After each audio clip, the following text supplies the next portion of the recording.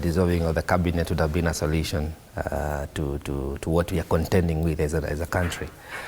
And the call for President to resign seems to getting louder by the day. And largely because people are saying, we don't have trust or confidence in you anymore. It's a motion of no confidence, actually. And even if he were to reconstitute a cabinet, which there seems to be no need for it anyway, what would be so different? You know, because a paradigm shift is what is needed. And if the leader of the pack is unable to lead the pack to greener pastures, to low and cooler regions for water in the wilderness, then what happens? The leader of the pack is there and then done away with by whatever means. It's there in the animal kingdom, you know. This is what the president is contending with. The call by Kenyans for him to step away is largely because of him saying that, indeed, I have failed. And he's answering the questions by Kenyans. Number one, is your cabinet incompetent? Yes. Have you been listening to us? No. That's why he had to come to the X space.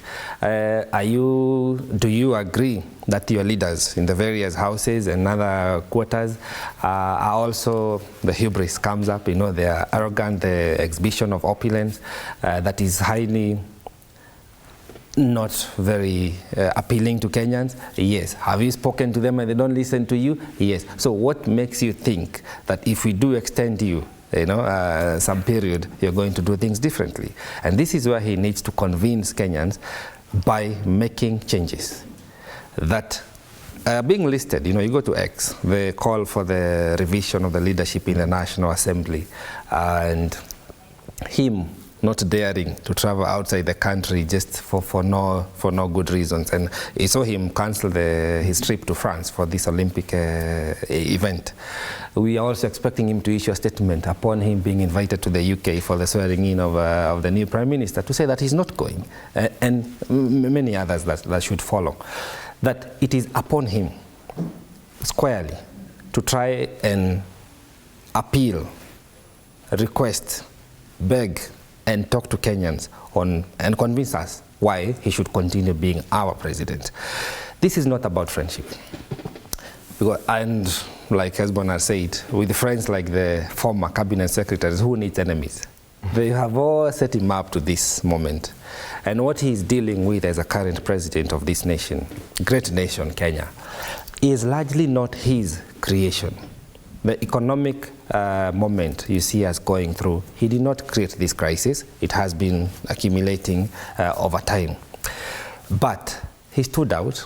He said he's equal to the task. He asked us to help him form a government and he lead us into prosperity, which is something he has been talking about through and through.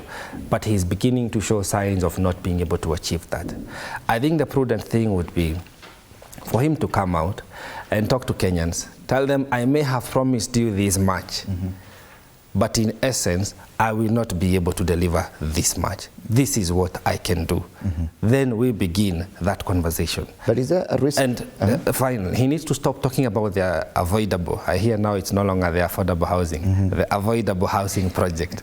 Because it brings a sense of angst. Kenyans ask, this is not the priorities we want. You know, the chief, of course, we need a healthcare system.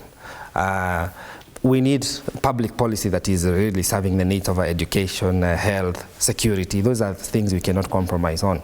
But he needs to come out now and tell Kenyans, I'm being very honest with you. I cannot deliver on this. I cannot do this.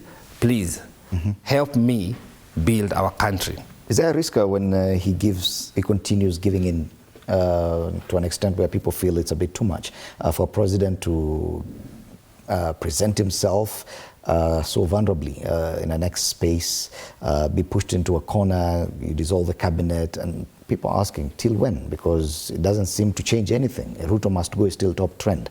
Is there a risk if he continues on that trajectory? Big risk, because, you know, for any communication that is made